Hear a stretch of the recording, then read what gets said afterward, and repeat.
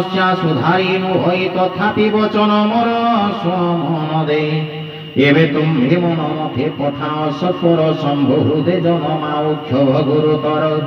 तेबे मु जाई शिवं को प्रणति जनाई विवाह विधान तही पारिबी भियाई एमंत होइले अंते हेब देव हित बाणी शुणी सकले कहंती उचित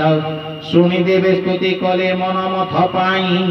पंचबाण झस केतु प्रकटिले तही देवता कहिले विपत्ति बुझाई मनमथ विचारी हे मन शंकर विरोधी मंगल मुनाही हसी कहे पंच बाण तथापि करिबि मुहि तुम्भ उपकार परोपकार जेनु सर्वधर्म सार परहित लागे निज देह जे दियई संख जने पूज्य से हु जगते हुई एते कही प्रणमी सकल देवतारे फूल धनु हाथे काम बाहारी लाखरे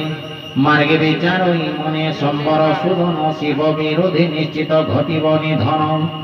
तथापि निज प्रभाव करई विस्तार निज वश कला तहि सकल संहार काम प्रतिकूले श्रुति से तो गला भासी ब्रह्म व्रत ब्रह्मचर्य धैर्य